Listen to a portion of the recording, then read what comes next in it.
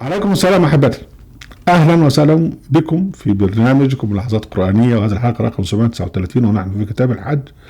وندخل بقى في موضوع النهاردة، هو هجس السنيين في الإحرام. ولمجرد التذكير نقول بقى إن موسم الحج يبدأ بشهر ذي الحجة وبينتهي بآخر ربيع الأول، وبعد هناك بقى تسهيلات لمن يومين قبل الموسم ويومين بعد الموسم. و ربنا سبحانه وتعالى أكد أن الأشهر الحرم 4، إن عدد الشهور عند الله 12 شهرا في كتاب الله. وربنا سبحانه وتعالى في الآية اللي بعد كده يعني لما قال الحج أشهر معلومات، فالآية اللي بعد كده 37 من سورة التوبة نفهم منها أن العرب الجاهليين الكفار كانوا يعرفون الحج وكانوا يحجون، وكانت قريش بتستغلهم في موضوع الحج، وكانوا أيضا يعرفون الأشهر الحرم، كانت بالنسبة لهم معلومات معروفة بالنسبة لهم. من أجل هذا هو بس الخطأ الكبير اللي وقعوا فيه أنهم كانوا يستبدلون، يعني يستحلون شهر من الأشهر الحرم ويحرموا شهر تاني. يعني عايز بقى زنقت معهم أو أن هم يعتدوا على قبيلة أخرى، فيقول لك بس احنا وقت حاليا في شهر ايه، احنا في شهر محرم، طب خلاص هنحل محرم ونعتدي فيه، وبعدين نأجل بقى الى شهر مثلا رمضان او الى شهر ذو القعدة، يعني شهر من الاشهر التي خارج الاشهر الحرم. وربنا سبحانه وتعالى اعتبر ذلك زيادة في الكفر. قال سبحانه وتعالى انما النسيء زيادة في الكفر يضل به الذين كفروا يحلونه عاما ويحرمونه عاما ليواطعوا عدة ما حرم الله فيحلوا ما حرم الله زين لهم سوء اعمالهم والله لا يهدي القوم الكافرين. الآية 37. طيب يعني اذا كان بقى استحلال شهر واحد من الاشهر الحرم المعلومة، حج اشهر معلومات، بيعتبر زيادة في الكفر، امال اللي قام بيه بقى ابو بكر الزنديق اللي انتم بتسموه الصديق يعتبر ايه؟ لان هو بدأ الغزو الاعتداء في شهر محرم مباشرة، ومن هنا يا اخي لغايه دلوقتي والناس بتتقاتل ومفيش حد توقف عن القتال عشان خاطر مراعاة للاشهر الحرم. اذا بالتالي بقى مع طول الزمن الناس نسيت الاشهر الحرم، والناس بتصدم نفسها في كل الاشهر قبل الاكل وبعده، والحروب بين المحمديين مستمر، وملمح اساسي من تلك من ايام الفتنة الكبرى لغاية دلوقتي بيقتلوا بعض بمنتهى البساطة ومنتهى الإجادة وفي نفس الأماكن، ومفيش يا عم شهر حرام ولا شهر حلال، كله اعمل كله موت كله في أي وقت كله. وانت عندك مثلا شوف بقى يعني الحرب في سوريا كم سنة، هل توقفت عشان خاطر الأشهر الحرم؟ شوف الحرب في العراق كم سنة، شوف صدام عامل ايه وسوى ايه، شوف الحرب حاليا التحالف اللي هو بتقود السعودية والإمارات ومنها بقى التابع مصر على اليمن وقتل أطفال اليمن وتجويع أطفال اليمن. هل ده توقفت عشان خاطر مراعاة للشهر الحرم؟ ده يوضح لك ان الكفر عند المحمدين أفظع من الكفر عند الجاهلين. إذا كان في النسيء زيادة في الكفر، أمال بقى اللي بيعملوه المحمدين من أيام أبو بكر الزنديق لغاية ابو بكر البغدادي اللي هو بتاع داعش. المهم لما ابتدى يعني ابتدت كتابة الفقه بقى ويعملوا بقى الاحاديث ويصنعوها وبتاع، ابتدوا مش عارفين الاشهر الحرم فين، فقال لك بس يعني الاشهر الحرم هي شواء، يعني قال لك اختلفوا طبعا فيه. يعني في حديث البخاري حديث ابن عمر اشهر الحج هي شوال وذو القعده و10 ايام من ذي الحج، واشهر الحج عند الشافعي هي شوال وذو القعده وذو الحج. وابن كثير في التفسير بتاعه في الجزء الاول 236 235 236 بيقول ايه؟ يعني في قول جل وعلا الحج اشهر المعلومات، قال هي شوال وذو القعدة وذو الحج، يعني 3 شهور بس. وبعدين ابن كثير بيروي اختلاف المذاهب في وقت الحج، فيقول بعضهم يرى بصحة الإحرام بالحج في جميع شهور السنة. يعني تقدر تحج في كل شهر، يعني من أول ذو الحجة لغاية آخر شهر اللي هو ذو القعدة. وممكن يعني تحج في شهر سبتمبر وفي شهر أبيب وفي شهر مصر وفي شهر طوبة، كله يا عم على بعضه. ده الكلام اللي هو يراه بعضهم بصحة الإحرام والحج في جميع شهور السنة. ويقول لك وهذا مذهب مالك وأبو حنيفة وابن حنبل وإسحاق بن راهويه والنخعي والثوري وليس بن سعد. والشافعي قال لك لا يصح الحج إلا في أشهره، وقال لك يعني استدل بقوله تعالى الحج أشهر معلومات، وبحديث جابر لا ينبغي لأحد أن يحرم الحج إلا في أشهر الحج. وطبعا هو في نظره ان الاشهر الحج عنده هي شوال وذو القعده وذو الحجه.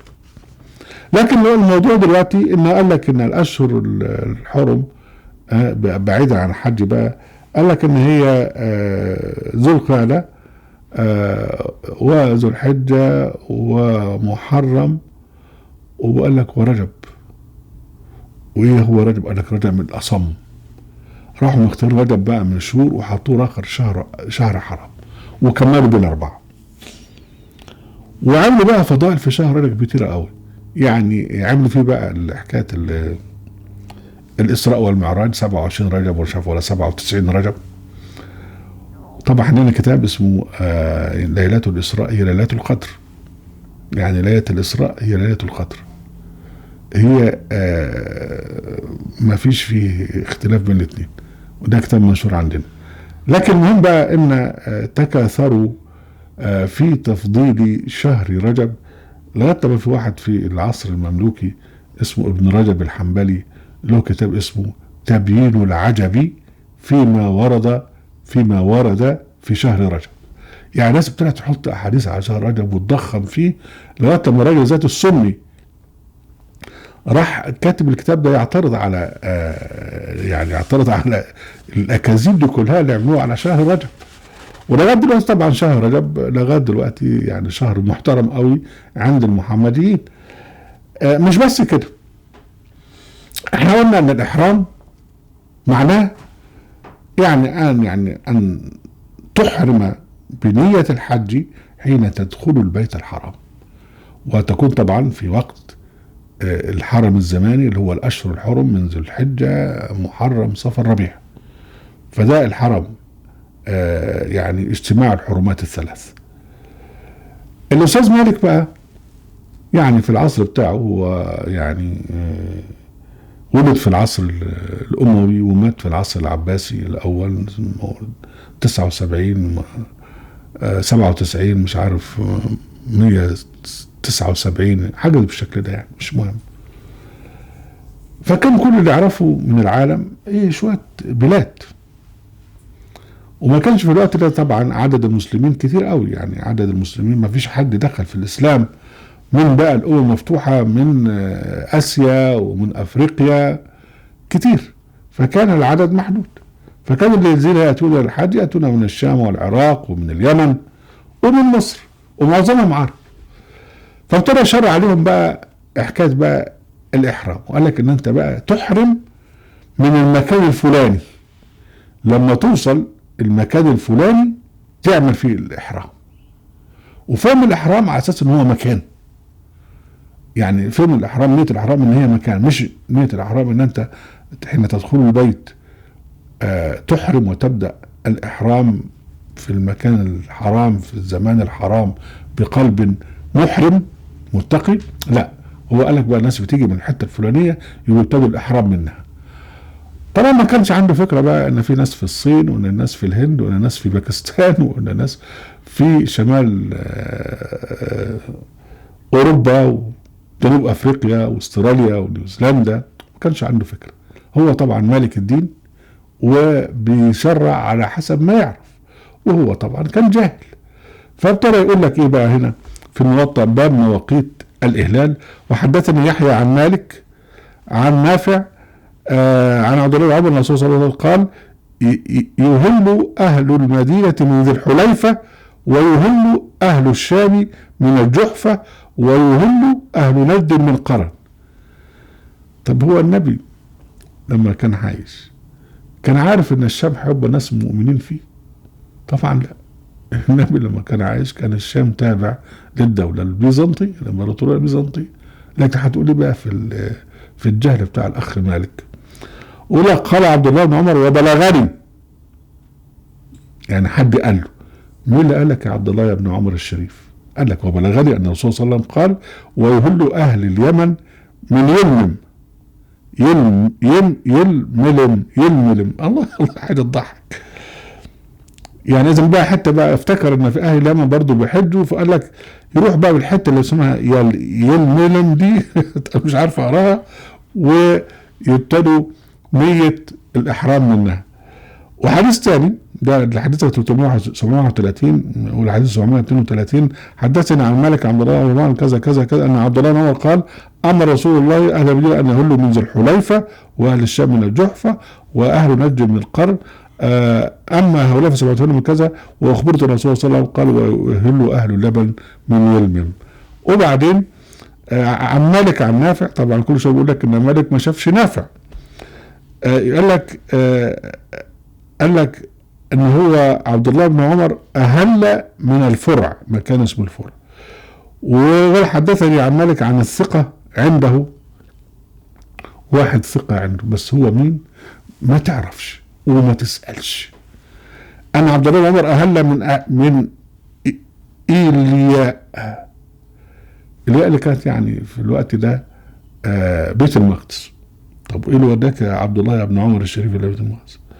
وحدث عن مالك انه بلغه الرسول صلى الله عليه وسلم اهل من الجعرانه بعمره. ده كله طبعا احاديث سكعها الاستاذ مالك، ومعظمها بنسبها لعبد الله بن عمر الشريف، وكله كلام حدث. ويقول لك ان الشام، طب هو النبي ايه اللي عرفه ان الشام في ناس مسلمين وبيحجوا؟ مش ده بس، الحاجه الثانيه المضحكه قوي ان هم عملوا الاحرام لبس، وانا هتعرض لها بالتفصيل فيما بعد، لكن انا هنشير اشاره سريعه كده عشان خاطر ناس يعني تبتسم. بتبص بقى للناس اللي بيحجوا دلوقتي، بتلاقي كل واحد منهم لابس له بتاع كده، وبزه لا مؤاخذه باين وبطنه باينه، ولغايه النص كده، ولو لا مؤاخذه وطه او بتاع، طبعا ما فيش فيه يعني حاجه ملابس داخليه، وحاجه فضيحه. مين اللي جاب اللبس ده يا اخوان؟ ده بقى هنتعرض بالتفصيل فيما بعد، لكن هو ده ان ابتدعات قريش.